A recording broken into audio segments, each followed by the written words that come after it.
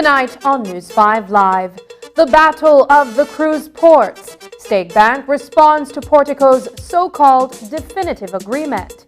BWS spends $2,000 a day trucking water to Placencia. The company shares its long-term plans to address the water crisis. And tonight's Culture Tuesday looks at the advancement of Belizean music. These stories and more coming up on News 5 Live.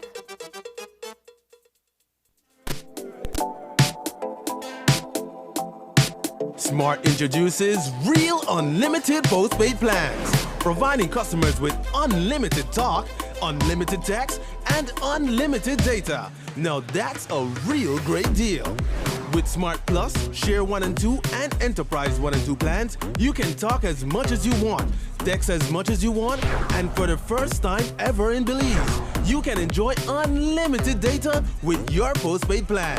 So come in and sign up for an unlimited postpaid plan and enjoy limitless possibilities. In addition, other plans such as the Flex Junior, Choice, and Select have been boosted with a lot more talk, text, and data, providing you with the best value for your budget. Be unlimited with Smart. Smart, your full-service communication provider. Love is in the air, and what better way to spread love than with a Samsung Galaxy? Gift the Samsung Galaxy and keep in touch, share memories, and make new ones. This Valentine's, fall in love with our incredible deals with Samsung phones starting as low as $319 and the Galaxy Tabs starting at $389. Choose from a variety of models from the full Galaxy lineup, including Galaxy A03, A04e, A04, A13, A23, A33, A53, S20 FE, S22, S22 Plus, S22 Ultra, Tab A7, Tab A7 Lite, and the latest released Galaxy Z Flip 4 and Z Fold 4. Enjoy your device with peace of mind, knowing that your Galaxy device is protected by 1-year local warranty only when you purchase from authorized resellers countrywide, including Cellular World, Digi, Quartz, and Odette's Home Center. So make this Valentine's Day one to remember and spread love with your Galaxy. You know the saying, desperate times call for desperate measures. What do you do when you get to a dead end? Sometimes life just doesn't go the way we planned it to go. And when you're in those seasons of life, what do? Where do you go? Who do you turn to? Join Sagebrush Church as we begin our series, Dead End Desperation, where we'll talk about following God in some of the hardest moments of our lives. Be sure to visit sagebrush.church or download the Sagebrush app for locations, service times, and more.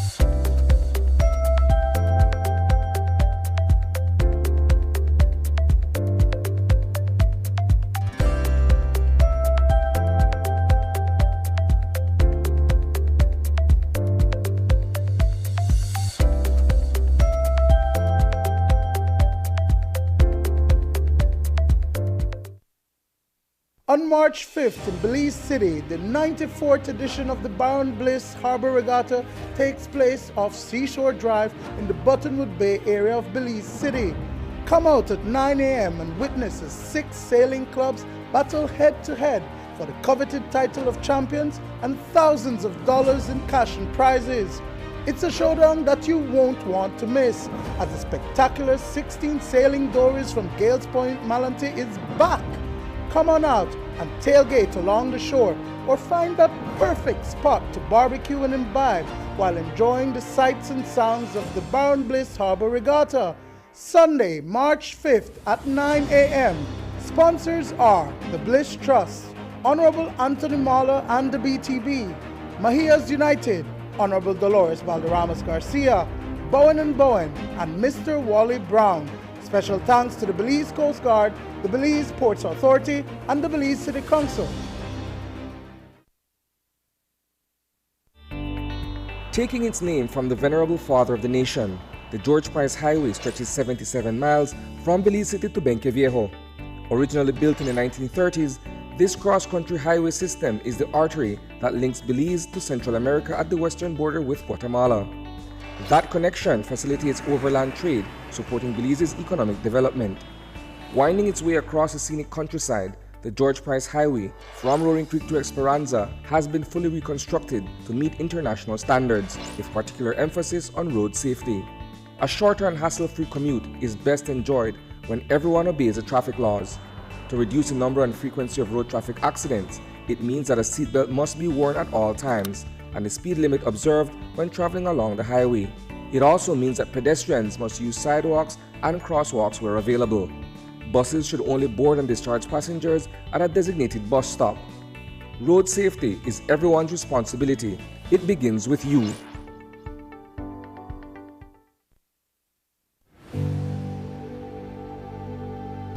On behalf of the Social Security Board, I extend our deepest gratitude for taking the opportunity offered to be a part of this amazing learning experience. Today, you graduate empowered with knowledge.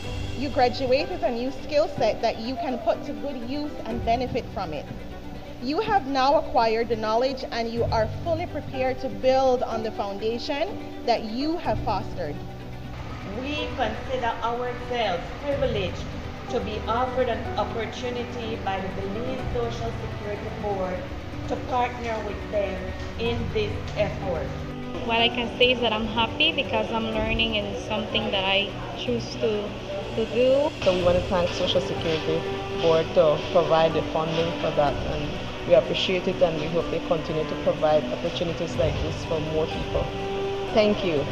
Once again, congratulations to the January 2023 cohort Empowering You participants.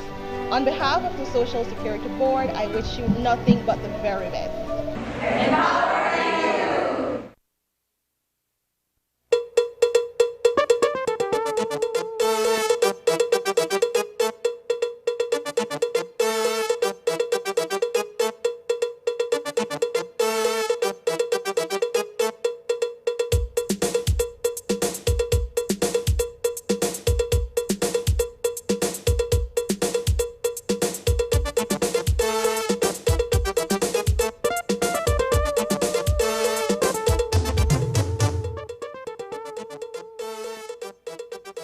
Good evening and welcome to News 5 Live for Tuesday, February 28th. I am Sabrina Daly. There is a war of words being waged by the principals of two cruise port projects in Belize, and the back and forth via press releases continues to reveal the intricacies of the agreements that were struck with the government. On February 22nd, Chief Executive Officer David Gegg issued a blistering response to a letter that was written by former Attorney General Michael Parafit, where he is on record categorically stating that there was no definitive agreement recommended by the Investment Committee, approved by Cabinet, or vetted by the AG's office between the Barrow administration and Port of Magical Belize Portico. In Gegg's rejoinder, he pointed to work being done by the law firm of Morales Parafit in February of 2020 for the purpose of drafting the very same definitive agreement that is in question. He also mentioned that someone connected to the Stake Bank development project used Parafit's letter and went on a libelous and defamatory rant against Portico and Gegg himself.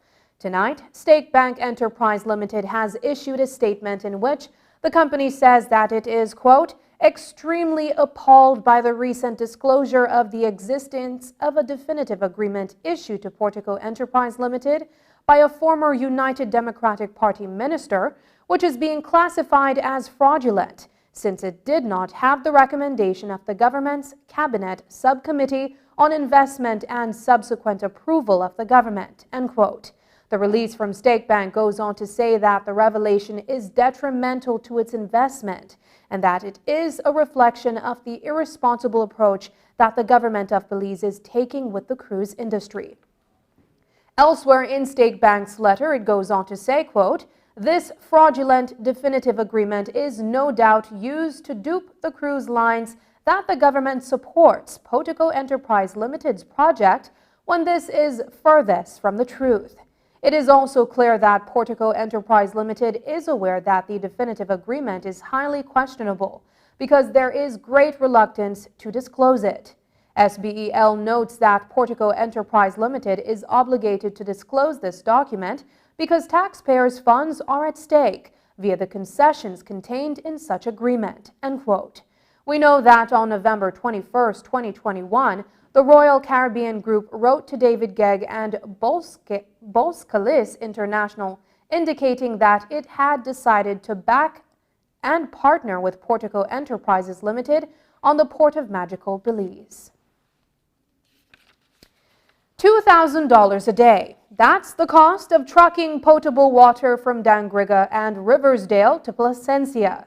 It is a bill that Belize Water Services is currently footing to ensure that there is adequate supply to all consumers on the peninsula heading into Easter. Over the past few days, it has been reported that an overall increase in water usage has resulted in a reduction of pressure overnight. This is being done to sustain full storage levels to ensure the availability of water during peak hours. But even then, the demand for water has been tremendous, forcing the utility company to transport approximately 45,000 gallons of water by Bowser to popular tourist destination. Earlier today, BWS held a press conference at its headquarters in Belize City to inform customers that everything is being done to improve the situation in the immediate short term. Alvin Haynes is the Chief Executive Officer. We at BWS had realized several years ago that the demand on Placencia was constantly growing, and we have a project in place that's currently started a month or so ago to expand the capacity. The system utilizes wells in Independence and a transmission line across to Placencia. The current system was implemented in the mid-1990s, at which point Placencia and St. Bite were relatively small villages. We are planning to put, we already have additional wells at Independence. We're planning to put a larger transmission main to St. Bite, build a larger 500,000 gallon tank at St. Bite, and we're also planning to expand the distribution system from St. Bite to Maya Beach immediately as part of this project, and then to expand it further later on towards Riversdale. Yes, BWS has a plan, has had in fact the funds and the plans for the project in place pre-COVID. We actually raised some debenture funds to finance this project in 2020, but the project was delayed for a number of reasons that including COVID. A simple situation is that we're topping up the tanks, the reservoirs, during the day as the supply is running them down. So it allows us to maintain good pressure throughout the system daytime. We're putting between 25 to 30 psi pressure in the system. Belize City, for instance, typically runs at 20 psi. So it's more than adequate. So currently, we have 3 Bowsers that the CEO mentioned that we're currently transporting, and that roughly is costing us about $2,000 per day. As mentioned, we do expect to continue this until the Easter peak. And so we know that this amount will be reduced once we are able to truck the water from a closer distance in Riversdale. So currently we're trucking from Dangriga Water Treatment Plant, and that is the highest cost that it's costing us right now per day. Belize Water Services is presently in the initial phase of executing several projects to improve the supply of water to Placencia as well as other communities along the peninsula. With an inflation in the cost of materials post-COVID, the cost of these projects have virtually doubled. According to CEO Haynes, these works are expected to be completed by early 2024. We expect that next year we would have the large project completed, and this situation would have been resolved completely. At this point, we're not sure if we'll be finished in time for next Easter, but we're going to push the project to try to get that done, knowing what the situation is and knowing the impact it has on the hotels and tourism. But again, we're pleased to say that even though there is an issue, we believe that we're handling it as well as we can in the immediate short term, and the project we have going will take care of the much longer term as we're planning for a 20 to 25 year growth with the new project completed. The big project is estimated at $13 million. The original estimate pre-COVID was $7 million, but the cost of materials, of works, of everything has gone up tremendously. So the cost of this project has almost doubled in the 3 or 4 years since it was planned. To date, up to today, we have had about a dozen complaints.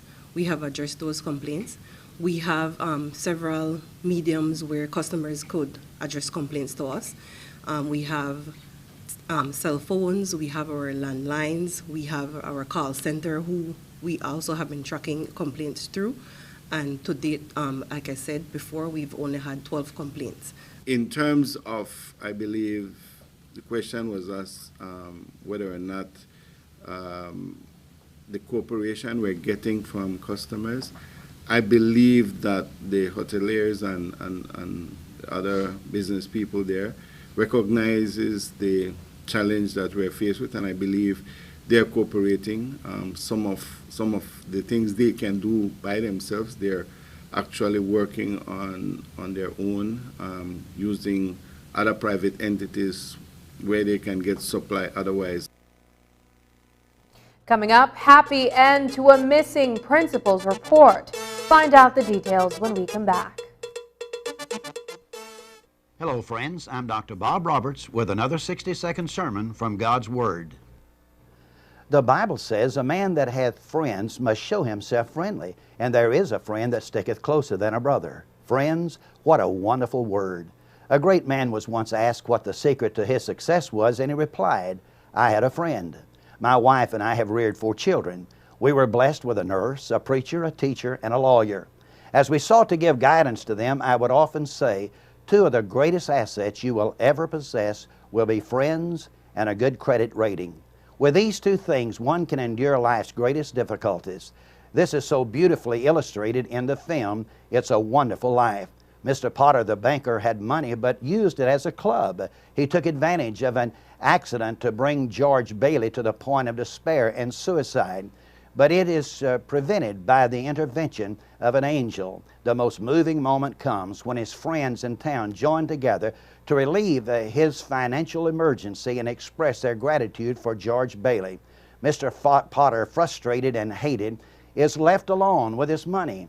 The moral of the story is nobody is ever poor when he has friends. Friends are forever, and that is why the Bible says that Jesus is a friend that sticketh closer than a brother. He wants to be your friend today. Why not open the door and invite him in?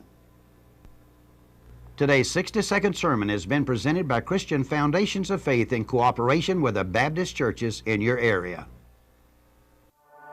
Todo beliceño merece tener una conexión de internet de calidad, rápida y confiable en su hogar. Para clases en línea y trabajo desde casa, es la nueva forma de vida. DigiNet es el proveedor número 1 de servicio de fibra óptica, impulsando la transición digital de Belice. Y ahora nuestro servicio de DigiNet es aún más accesible con nuestro nuevo plan de entrada. Por tiempo limitado, tú y tu familia pueden disfrutar de 20 megabits por segundo por solamente $49 mensuales. No más clases perdidas ni reuniones virtuales interrumpidas. Te está costando mucho tiempo y dinero.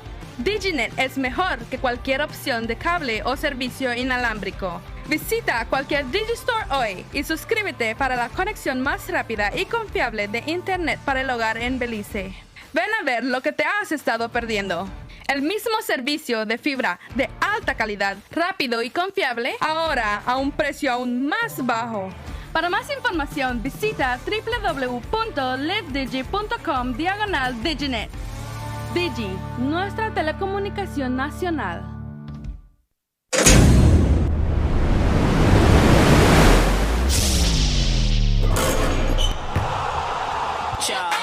Police City O Capital Sports and Muy Una Resort present Friday Night Live. This Friday, March 3rd, your high-octane, sharp-shooting, high-flying Police City defenders to battle with the second hottest team in the BEPL.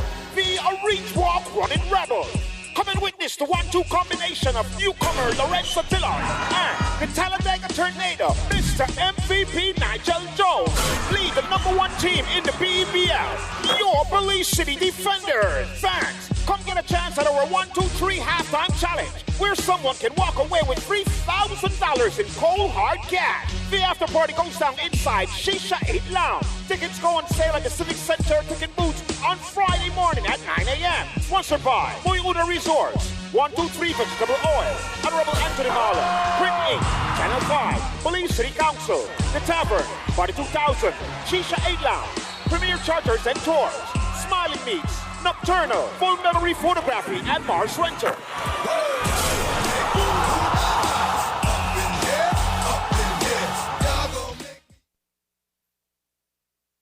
In most cases, when an adult goes missing, the story ends in tragedy for their loved ones. But in this case, we're happy to report that a woman who was listed as missing on Monday morning and whose disappearance worried the Hattieville community has returned home safely. The sudden disappearance of Charlotte Jacobs, the principal of the Hattieville Seventh-day Adventist Primary School, on Monday concerned even the police, to the point that, contrary to the norm, they immediately posted her missing. What triggered the panic was a message that Jacob left her family and then was last seen on the roadside. Thereafter, all efforts to contact her were futile. Her worried husband notified the police, which then issued the missing person flyer. But while our news team was out in Hattieville trying to retrace Jacob's steps, we found out from her husband that she had returned home just a while earlier. Both husband and wife decided to assure their concerned family and friends that everything was all right. And Jacobs, who was on leave, told us that she will return to school on Wednesday. I'm feeling good this morning, thankful to be alive, thankful to be back home with my family. Were you in any kind of danger at any point? At no point was I in any danger, whether to my immediate self or to others. That was never the intention. Okay, a lot of people were worrying about you when the story was revealed, that you might have been in some kind of situation. I guess that is understandable. With all care and concern, I'm glad that my husband, he took it upon himself to, to make the report, to call, to know that something was off, to know that this was not the norm, as it were. And so I'm thankful for that, because a lot of times we take little things for granted. But all in all, yes, I'm doing very well, mentally sound, and I'm happy to be back home. Okay. Sir, what about you? How are you feeling now that... Well, I'm very happy due to the fact that you're alive, right? And I have to explain nothing to the girls that something bad happened. So I'm happy for that. Your girls are how old? 9 and 4. Okay. Can you say when you're going back to school? I'm expected to return to work tomorrow morning for regular duties. So. Do you think you will have to explain what happened? Well, to some degree, yes. I'm in contact with my manager and local manager, and they're fully aware of the situation. Like I said, there comes a point in time when everybody needs a little break. The fact that it was alarming is because it's out of the norm for me. As women, we're expected to push and to just be go-getters. And in terms of the position that I hold and the role that I play in this community, it was out of the norm for me. But it was better that way, and I'm thankful to be back. I'm thankful that I had so many people praying and caring for me. I didn't know because I didn't have any device with me. And once I learned that information that, I was reported missing, that's when I made contact and I made my way back home. The Belize Central Prison has been selected as one of 8 entries in a global competition to present a paper on COVID-19 at an international scientific conference on the work the facility has been doing at its medical unit, particularly during the COVID-19 pandemic. There were over 190 submissions made, of which only 8 were selected. But even more important than that, Belize was the only country in this region that was chosen to make a presentation.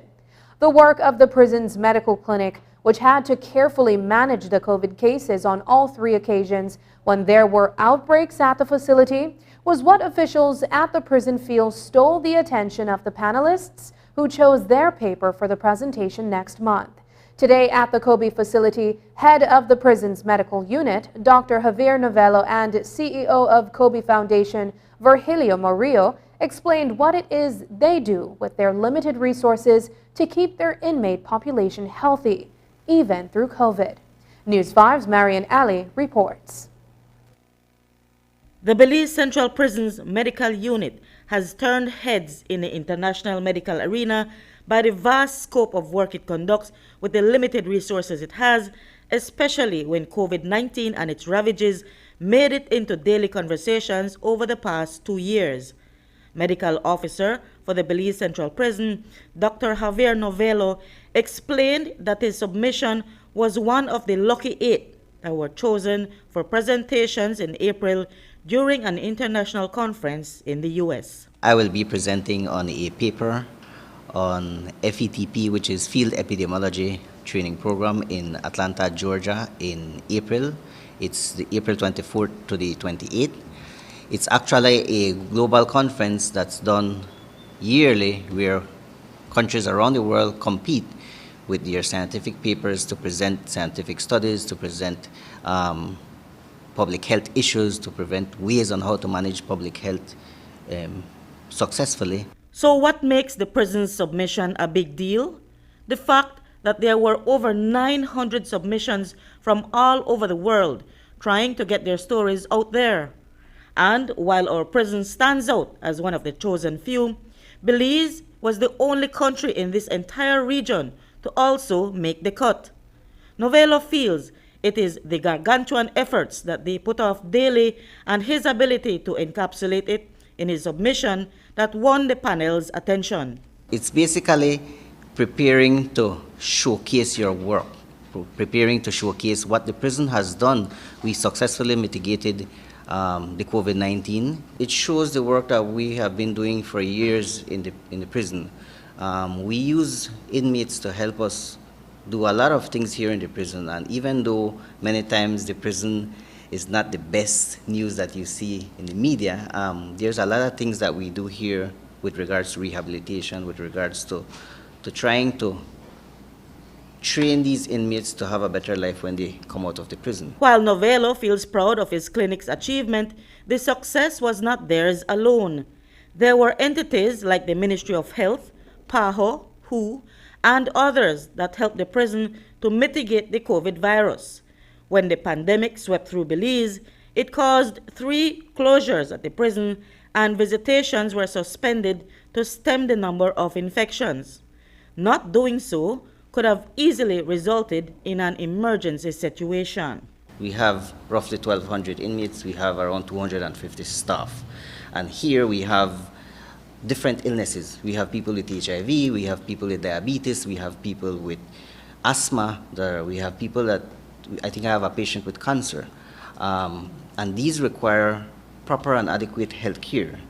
Now, the health center that we have, which comprises of 1 doctor, we have some EMT staff, some of which are inmates, they provide health care. What is unique about us is that during this entire COVID period, we had no deaths recorded and we had no hospitalizations, thankfully, even though we have inmates with chronic conditions here in the prison.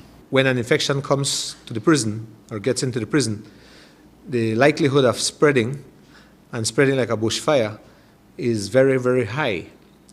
I was merely guided by Dr. Novello. I relied on his expertise and his training to at least indicate to me as the director of the prison what needs to be done to mitigate once we have a positive case in the prison. On the day when COVID was detected behind prison walls, the number was not 1 or 10, but almost 100. And that, according to Kobe Foundation CEO Virgilio Murillo, required another level of management. One of the things with the prison environment is that it's hard to social distance. This is a very congregated environment, and a prisoner does not have any choice. They have to stay where they're housed, And if it is 4 that is in there or 5, whatever the number is, they have no choice. And in one particular outbreak, that was in 2020, I remember 98 cases being recorded in one day. So that was a scare. And we had to do everything possible to mitigate that spread. And in no time, we managed to flatten the curve on that one. So I feel good about that. At the conference, there will be categories that the 8 finalists will be able to compete in for awards in papers, posters, or pictures. The prison will submit 3 pictures that they feel best depict inmates and medics working shoulder to shoulder during COVID at their facility. Reporting for News 5, I'm Marian Ali. Over the past months, there have been 2 BDF soldiers that were remanded to the Belize Central Prison, and on Monday, it was a former policeman who was sentenced to a 3-year bid and a former Coast Guard member remanded for missing a court date in an ongoing case. That number is now at 3, after one of the BDF soldiers committed suicide some months ago.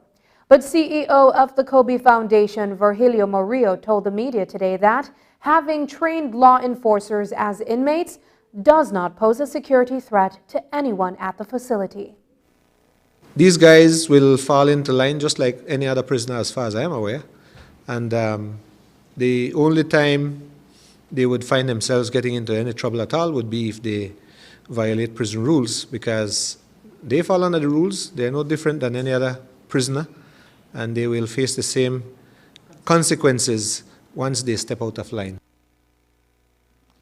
The prison population is currently 1,050. And the facility is constantly looking at ways to cut costs and earn income to help feed its population, which in turn also helps the prisoners to make some money. But since COVID, the crafts and other things the prisoners made lost their markets. Now there's some effort being made to reestablish some of that business, while others have taken off, as Kobe's CEO Virgilio Murillo alluded to.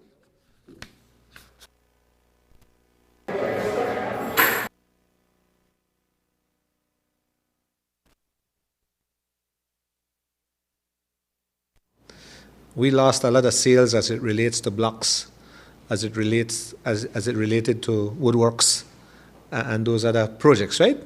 But remember, at one point the prison went into producing face masks because everybody was in need of face masks. And we made these cloth masks and we sold quite a number of those. So that sort of offset some of the sales we lost in the other areas. Remember again too, we had launched that tire arts program where we made these beautiful arts, from tires, the chickens and Nemo and the well and all of that, and we got quite a number of sales for those. So those sort of offset the losses we had experienced with those other programs. The sales in the tire arts have dropped drastically, but if we get a little order from a customer, then we would go in to the shop and make what they're requesting and sell it to them. But it's going to be, you'll have to special order it if you want to put it that way. Similarly with the face masks, there's no demand for face masks right now. So we're back on track right now in terms of woodworks and block factory and other areas, poultry, piggery, the farming, etc. We're back on track with those. A heated exchange of words between a pair of security guards employed at the same workplace has resulted in 28-year-old Julian Logan being charged with issuing a death threat. Logan appeared unrepresented before the magistrate court, where he was read a single charge. It is alleged that on February 25th, Logan verbally endangered the life of Ashford Nicasio when he uttered the words, quote, "Bloodshed wa hapenya, you wa dead." The incident happened at the San Pedro Belize Express water taxi terminal on Nordfront Street. In court, the prosecutor did not object to bail, which was subsequently offered in the sum of $800 plus one surety of the same amount. He was able to meet bail. However, the conditions are that he is not to contact the virtual complainant or any members of his family or any other prosecution witnesses. After the break, information is power in disaster risk reduction. We'll tell you about that, but first, here's the weather update with data from the Belize Met Service.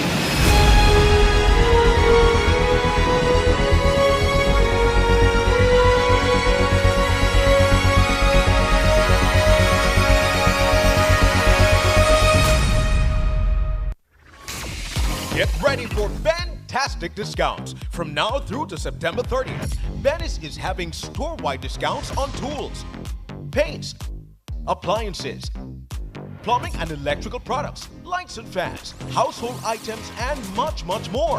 Visit a Venice store near you to enjoy fantastic discounts from now through to September 30th, only at Venice. Quality and savings.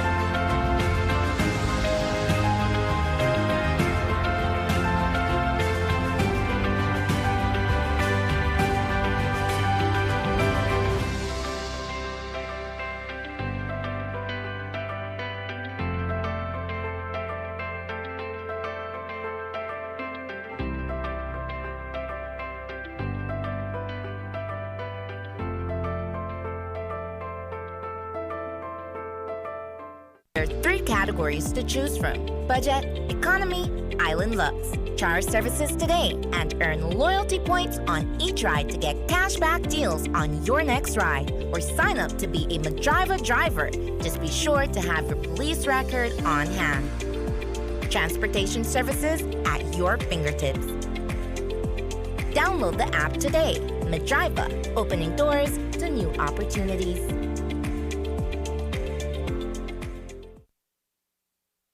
Do you have information about a crime or a fugitive in our community? You can submit a tip anonymously with your smartphone. Using this program in safeguarding our community also protects your identity, keeping you out of the court system, and could earn you a cash reward. Here is how it works. Download the free P3 Tips app from the Apple Store or Android Market. P3 is the provider of our secure anonymous tip collecting software. Open the app and create a PIN, but be sure to remember that number, then select your location. Next, select the type of crime. When submitting a tip, be as specific as possible. If you have a picture, video, or audio that will help officers, you can upload them from your phone. Information leading to an arrest can earn you a cash reward of up to $1,000.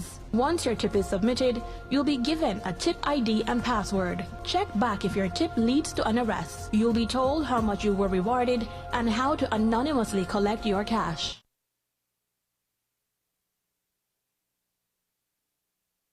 Are you looking for low-cost television advertising? have we got a deal for you? Advertise on Channel 5's Daily Classifieds. Channel 5's Daily Classifieds is one of the most effective methods for introducing yourself and your business to the community. Use our Daily Classifieds to recruit employees, promote specials, promote your products or services, promote a business opportunity, increase traffic to your website, and advertise items you have for sale. Let us help you to save valuable time and money. Call us today at 280-0013 or visit us at our offices on Coney Drive to discuss how we can help your business grow affordably. Channel 5's Daily Classifieds. Advertise today.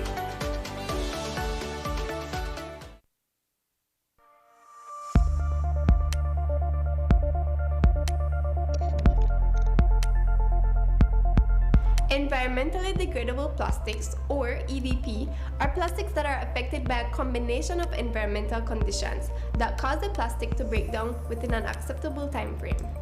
They are specifically designed to degrade into carbon dioxide, water, and other biomass substances. The level of breakdown can vary based on standard test methods appropriate to the plastic. Click on the link below to see what you can do to help end the nightmare of single-use plastics. I'm Alison Castillo, and now you know.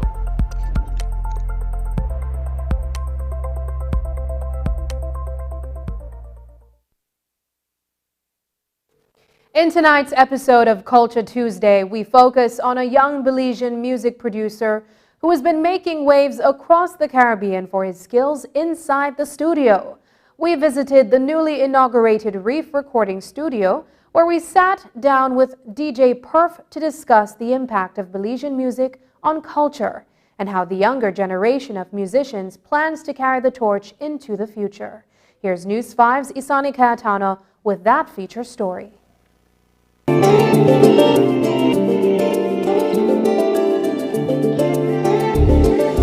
Up in the tropics, I'm the hot topic. I built the tribe, I'm living life, feeling the vibe. Come on, let's kick it, let's take a trip, go to the split.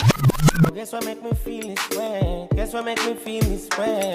And the I grey running through my veins.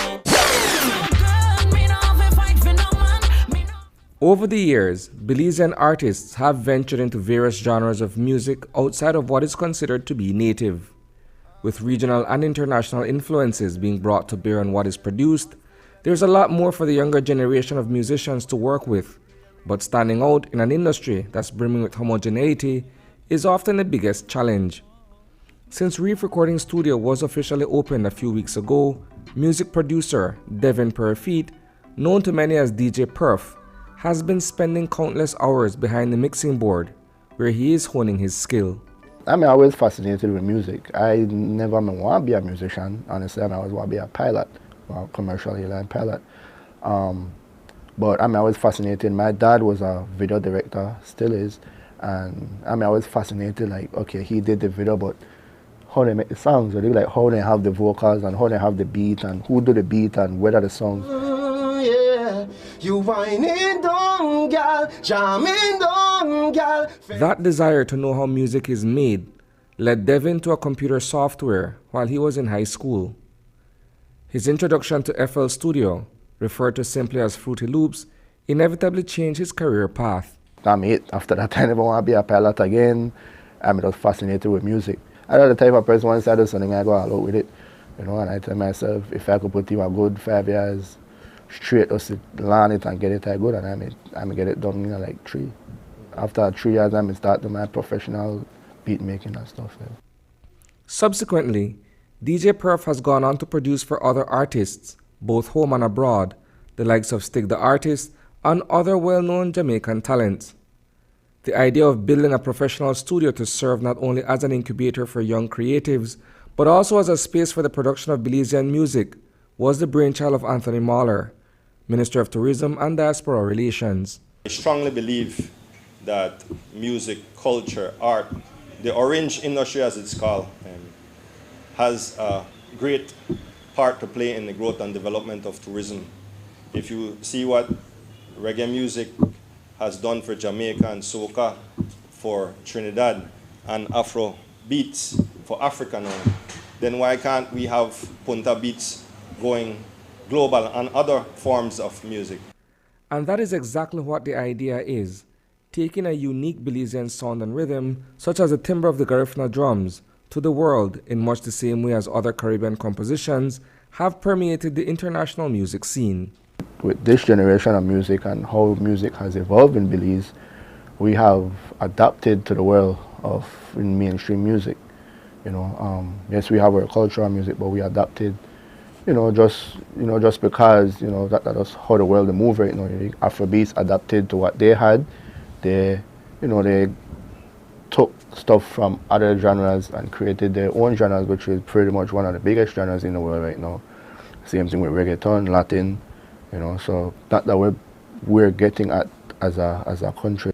Behind the mixing board, DJ Perf composes intricately layered sounds that reflect not only a distinctive Belizean vibe, but also melodies that resonate across the region. It fits in without trying to fit in. For me as a producer, my number one thing is innovation. A lot of my credentials and stuff that because I'm innovative with it. With Belize, we like I always say, we don't want untouched gem, both with music, with tourism, anything. We don't want untouched gem. Belize, the country itself, and a lot of people slowly but surely they pay attention to Belize itself, and when they pay attention to a country, then they look for all kind of things, the food, the music, you name it. It's a vision that can only be made possible once the right space is made available for creatives. That idea is not lost on the Minister of Tourism, who has worked diligently to see this project through. We have to create an enabling environment whereby our young people and some old can use their talent and their energies in a positive way. And this is just the start for us. Reporting for News 5, I am Isana Cayetano. Last week, we reported on a double fatality as a result of a road traffic accident near the Beaver Dam Bridge in the Cayo district. And there have been reports of many other vehicular collisions and incidents involving motorcycles and loss of life that have been reported over the past year. The Ministry of Transport, in collaboration with the Belize Police Department, as well as the Road Safety Project, has been working to reduce these occurrences, and it has not been letting up. But how do survivors or the relatives of victims cope with the trauma caused by these accidents?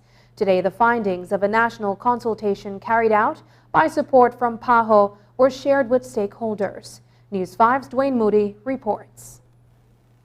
You've seen and heard the effects that fatal road traffic accidents have had on surviving victims, the perpetrators who have knocked down and killed someone, and even the relatives and friends of those who have lost their lives so violently. The increasing number of accidents across the country, particularly on highways, is a trend that the Department of Transport has been grappling with for years. We have been observing a trend over the past few years that one of all the 5 pillars of road safety, 2 of the main pillars that we've seen contributing to road traffic collisions and fatalities are 1, safe vehicle pillars, and 2, the driver behavior pillar. What does that mean? Simply put, that we have observed that drivers on the road are not taking the necessary cautions and precautions to be able to reduce these fatalities on the road. Many a times we find that drivers refuse to adhere to the rules of the road. They still choose to speed, they still choose to overtake around curves and hills and so on. And aside from the physical aspect of crashes, there is the emotional, psychological, and financial burden placed on families of crash victims and road trauma, which is a public health challenge.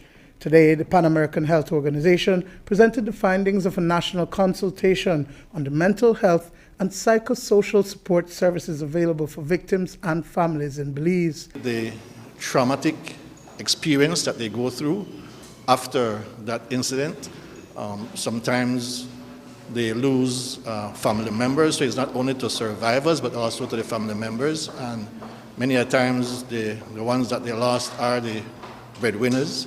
So it provides a mental strain on the surviving family. to cope with the loss of that loved one, the breadwinner, what they will do to close that gap. It provides a mental stress on them to think of where the finances will come from to pay the bills and to provide for the family. Among the findings were that there is a lack of data providing information about the services that are accessed by victims and families. There is also limitation in human health resources, knowledge, and infrastructure to provide additional services. Belize does not have a post-crash plan, and there is a need for training for all frontline personnel on mental health and psychosocial support services.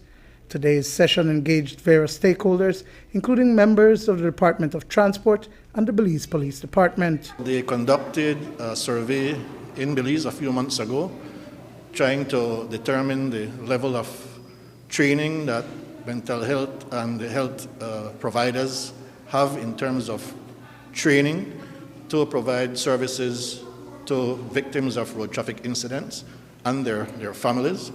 So several surveys were conducted countrywide, and now they are presenting their findings. It clearly shows that Belize is severely lacking in this type of support service. PAHO recommends that an emergency care system assessment is conducted, that there is capacity building of frontline workers, that a road traffic incident focal point is established, and that there is a mental health and psychosocial support service coordinating body established. Dwayne Moody for News 5. On July of 2021, we reported on a donation of 16 speed guns and 26 breathalyzers with 5,000 mouthpieces to the Department of Transport. Road safety was the focus today, as the Department of Transport received a donation of 16 speed guns, 26 breathalyzers with 5,000 mouthpieces. Back then, the equipment was handed over by CEO in the Ministry of Economic Development, Dr. Osman Martinez, to Chief Transport Officer Diane Vasquez, and its focus was to promote road safety. It cost tens of thousands of dollars, but is there an urgency to get them in use? Today, the media caught up with the project manager of the Road Safety Project 2, Zane Castillo, who says that there are legislative glitches preventing the use of the equipment, almost 2 years later. The Department of Transport still have those equipment, as I understand it. There are some legislative glitches within the law that needs to be ironed out, and some amendments need to be made before they can be fully utilized. So I know after speaking with the Department of Transport that they are looking at making amendments to legislation to be able to fully bring these into effect. And I would hope that it happens sooner rather than later, because we really do need to curb the number of incidents on the roads. But are some of them in use right now? Are they being used? Because the last time we spoke to the minister, he said that all of them are being used. Well, I cannot speak to what the minister said, but perhaps he was the best person to answer that question, or other members of the department. But chances are that they are being used, but it's not something that you will see being used very often, because especially the breathalyzers will only be used when the officer believes that there is reason to do a sobriety test on drivers. So it's not something that you will do regularly at a checkpoint, unless there is a reasonable cause to use it. I would have hoped that it would have been legislated by now, and whatever kinks there are in the laws would have been ironed out, but it's not within my purview. It also has to do with the level of work that the Attorney General has to do. So that I am hoping that can reach the top of the priority list so we can get it ironed out. But even so, do you know if there are any trainings that were conducted to ensure that the officers who will be actually using these equipment know how to effectively use it? When they were handed over, yes, training was provided to the officers, so they are fully knowledgeable of how to use them. The donation of the equipment was made possible through partnership of the Government of Belize and the Caribbean Development Bank.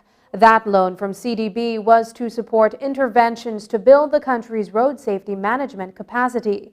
improve the safety of road infrastructure, and improve post-crash care. When we return, information is power in disaster risk reduction.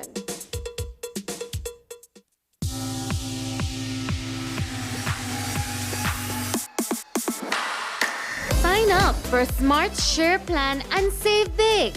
Whether you're a small entrepreneur starting up your business, a student on a limited budget, or a family trying to save, this is the plan for you. With unlimited SMS, calls, and data, we help you save. Get up to 5 lines for as low as $30 per line monthly, only with Smart. Special offer alert! Trade in your old device and active SIM and get a Samsung A04e for as low as $85, plus 50% off your Share One plan for the first 3 months. Sign up today at any Smart showroom or sales manager countrywide. Now that's love. So this month, get your business going, share more memories with friends, and be ready for the day with Smart.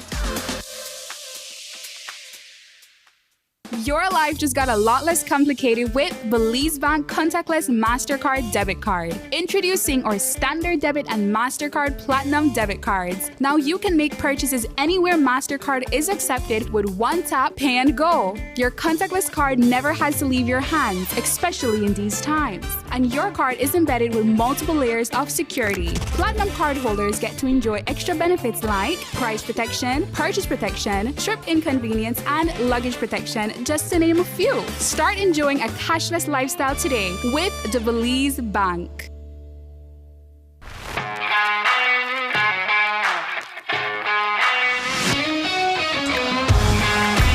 Messi! Off goal! What a goal from Leo Messi! What an incredible strike from Leo Messi!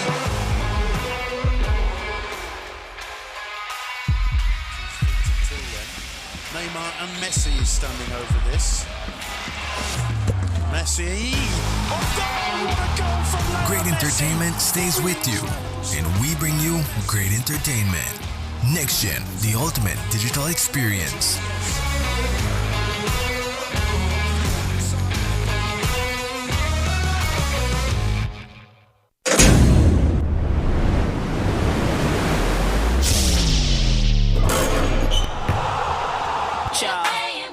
City O Capital Sports and Muy Una Resort present Friday Night Live. This Friday, March 3rd, your high-octane, sharp-shooting, high-flying Belize City defenders to battle with the second hottest team in the BEPL, the Orange Walk Running Rebels.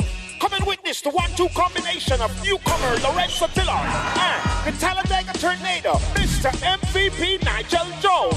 Lead the #1 team in the BEPL, your Belize City Defenders. Fans, come get a chance at our 1-2-3 halftime challenge, where someone can walk away with $3,000 in cold hard cash. The after party goes down inside Shisha 8 Lounge. Tickets go on sale at the Civic Center ticket booths on Friday morning at 9 a.m. Sponsored by Muy Una Resorts, 123 Vegetable Oil, Honorable Anthony Marlowe, Print Inc., Channel 5, Belize City Council, The Tavern, Party 2000, Shisha 8 Lounge, Premier Charters and Tours, Smiling Meats, Nocturnal, Full Memory Photography, and Mars Renter.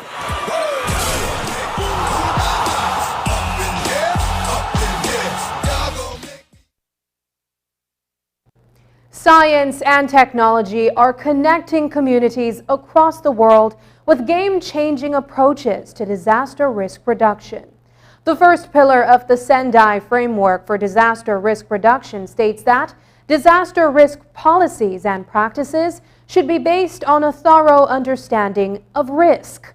A number of private sector entities and NGOs from across the world have developed software and technologies to assist the most vulnerable communities to better understand their risks.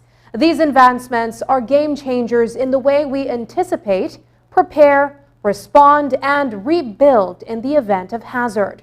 News 5's Paul Lopez tells us more from the 8th Regional Disaster Risk Reduction Platform for Latin America and the Caribbean in Punta del Este, Uruguay. Good evening. I am coming to you once again from Punta del Este, Uruguay, for day one of the 8th regional platform for disaster risk management in Latin America and the Caribbean. World leaders have agreed that it is important to highlight technology in terms of a comprehensive approach to disaster risk management. In fact, the Sendai framework states that the first step towards creating effective management and policies is understanding thoroughly the risks that we face. And that can be done in today's time through the dissemination of science-based methodologies and tools. In a world where hazards are imminent and ever increasing, information is power. Understanding the disaster risk we face is the first step to effectively decrease those risks. Strengthening risk governance and investing in its reduction follows along with preparedness. Technology and science are now critical components in the preservation of lives and resources where disasters are concerned. Alejandro Maldonado is the founder of a software company for disaster risk reduction. Okay, well, we can begin with the priorities established in the Sendai framework. You know that the first priority you have is that you have to know knowledge. So here, information is a powerful tool for knowledge, for sharing information. So the first priority you have is that you have to be aware of your risks and you have to have this knowledge. Well, there you go. Technology facilitates a couple of things. First of all, the gathering of information. Second, you need verified information. And third, you have to share that information, that verified information, with people. And here, technology is a very strong, powerful ally that we have. From mapping software that identifies at-risk or the most vulnerable communities to information software and communication software, all these developments have been game changers. UNDRR has created a space of the 8th regional platform for disaster risk management in Latin America and the Caribbean for developers to display scientific and technological advances in the field. So at Monday.com, what we do is we have a platform to manage any process and workflow and project and data repository, collaborate between teams, and it's really all digitized, super automatic and easy to use. So for example, we just worked in 2 hurricanes in parallel, one in Florida and one in Puerto Rico. In both cases, we're really to go to the communities. The organizations we worked with had tons of volunteers. They just send out the volunteers to the communities with simple forms on their phone to collect data in real time from people, ask questions, answer all these questions, fill out the forms. The information immediately flew to a centralized location. We're all sitting in a car on a computer and saw all the data really coming in real time, and then we were able to immediately see which neighborhoods were more affected, where there's more vulnerable populations, where there's a higher concentration of children, and respond directly on the spot and raise funds directly from the car to those specific locations. So it's like, for us, it's a game changer. Inclusion is an often overlooked but key component to disaster risk reduction within Latin America and the Caribbean. Based on the premise that human interaction with the ecosystem creates the risk we face, everyone must be included in the education process. This includes advocacy for people with disabilities. Today, a number of educational tools for persons with disabilities were on display.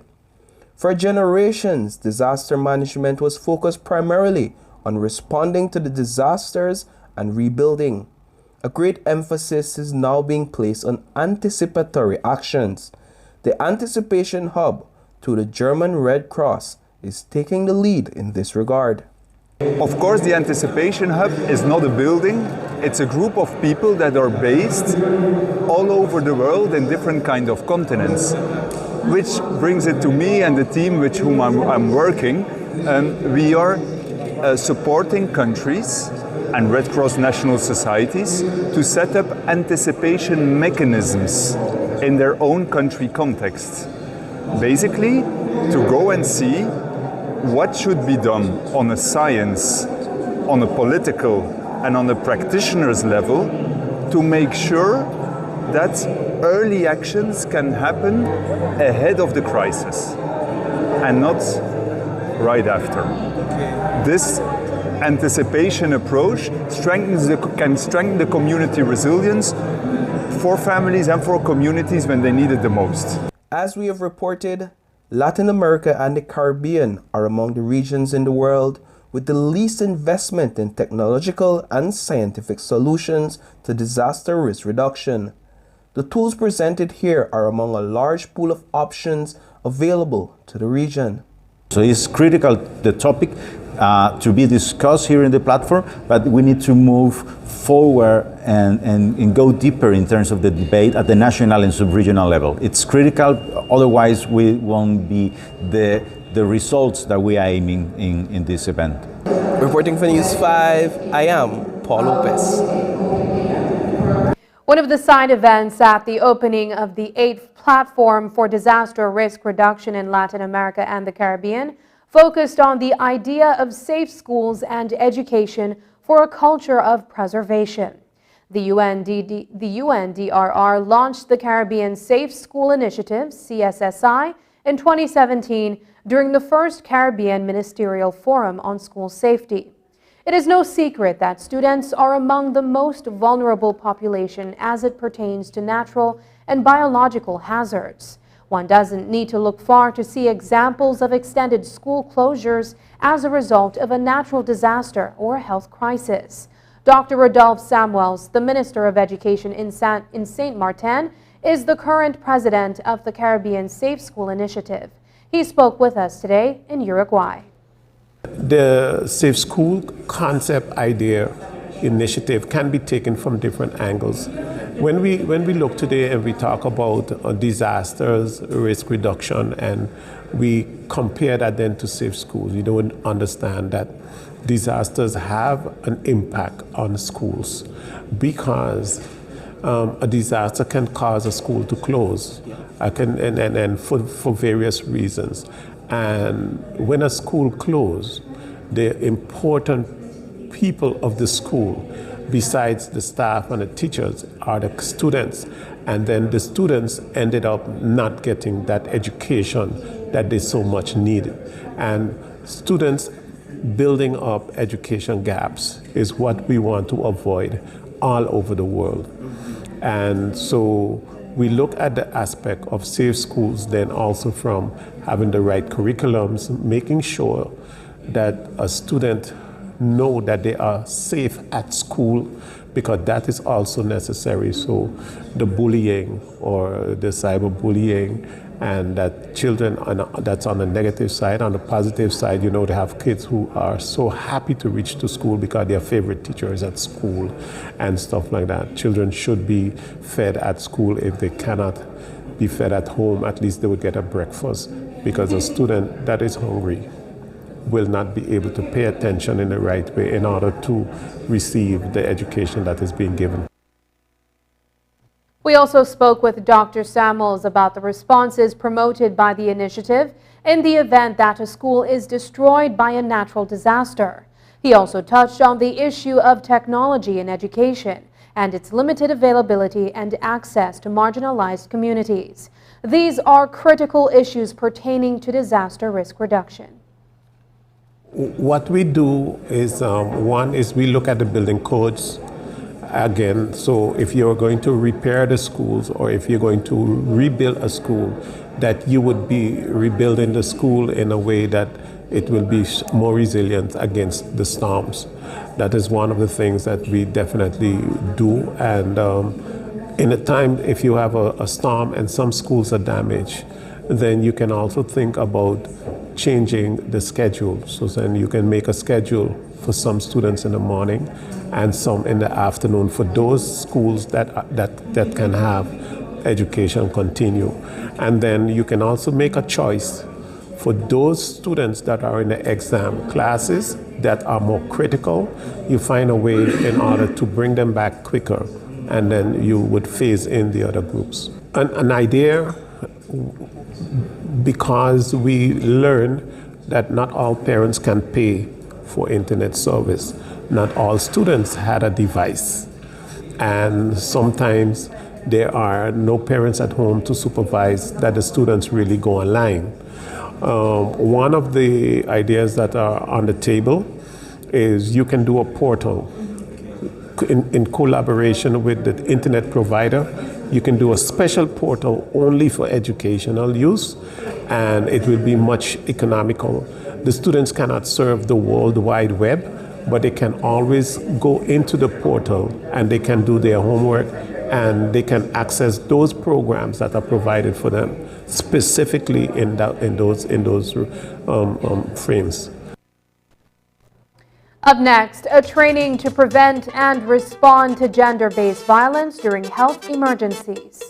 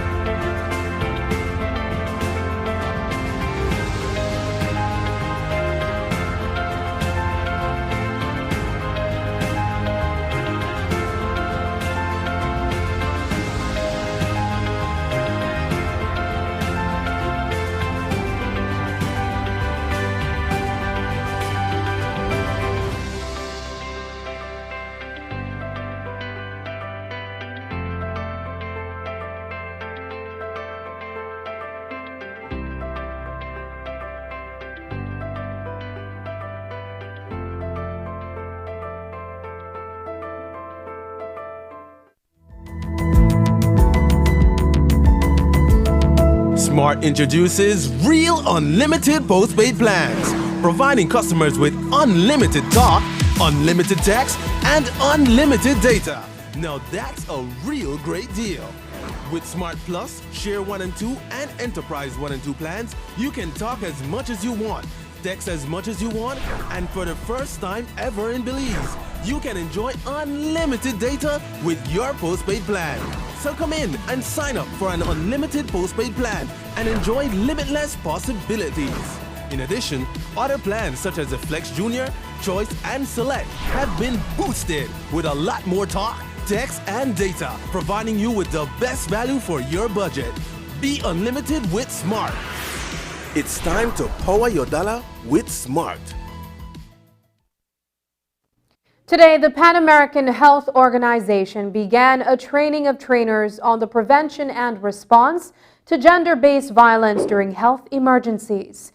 The workshop seeks to train frontline healthcare workers and social workers to train others on the importance of gender-based violence and providing care and support to survivors, especially during times of disasters.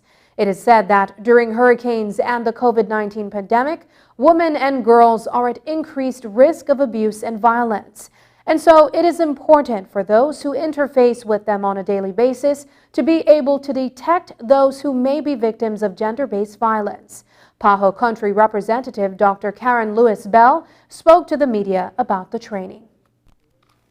To have the skills and knowledge available to them to be able to detect in a timely manner persons who may be victims or potential victims of gender-based violence, and to be able to provide the support they need, especially the referral mechanisms to services that can provide help for them.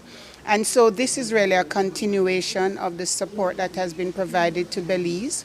It started with virtual training sessions, and this is now a face-to-face training session for trainers who will be expected to go to each of the districts in Belize and replicate this training so that we can build on the capacity, increase the number of persons working in the health and social sectors who would be able to detect in a very timely manner persons who may be at risk for gender-based violence so that they can provide the support that they need so that we can prevent it and certainly increase the survivorship of persons who are victims of gender-based violence. The accident and emergency departments are also places where victims of gender-based violence will interface and be the entry point to the health sector. So through the primary healthcare setting, the accident and emergency hospitals of departments of hospitals, and through the social sector, through the education system, social services, these are the entry points that persons who are victims of gender-based violence,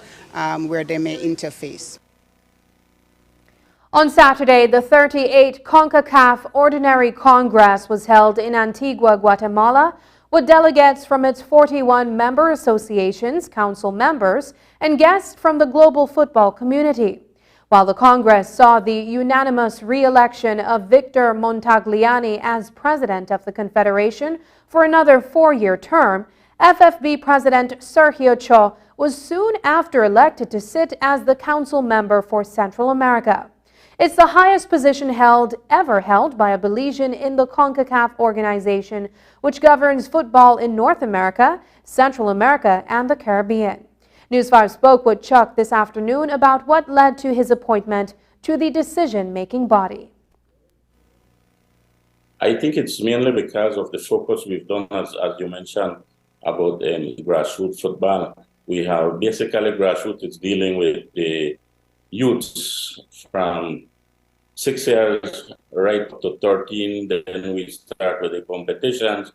6 and 13, we're just giving them the basics, letting them fall in love with the game. And then after that, we started competitions, which are in the 13 years old, the 15 years, the 17 years old, and we're doing it with both males and females. And quite frankly, they've expressed to me that they have been impressed about the way how we have been managing the funds and that we have been having all these tournaments. It's something that the other regions have not capitalized as we have.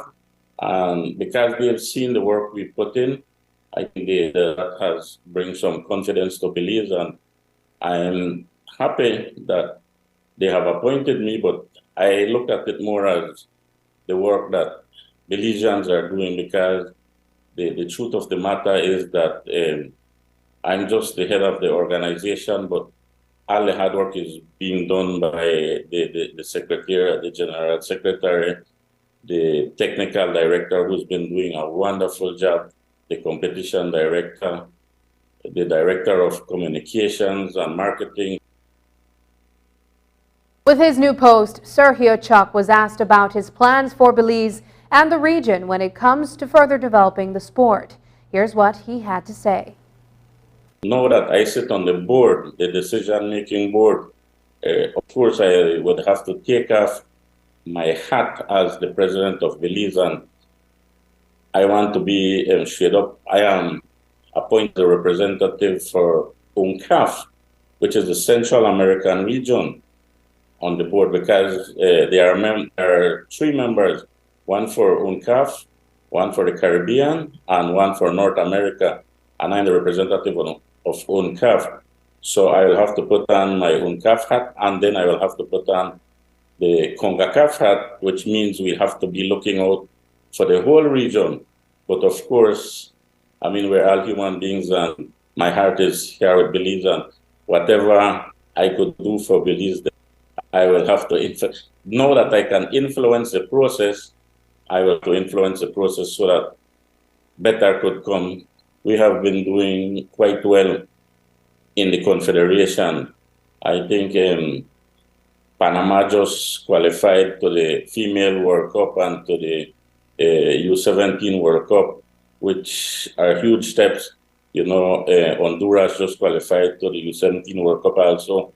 And the region is doing quite well, you know, but us in Belize have a lot of catching up to do. So I think that the focus will be mainly on Belize to reach a par with Central America. So I had the confidence of the other 6 Central American presidents that recommended it, you know, and because they want the whole Central American region to be at par. And that's the news. Tonight's broadcast is available at channel5belize.com, on our Facebook, and on YouTube. I'm Sabrina Daly. Thanks for joining us, and from all of us here at News 5, good night.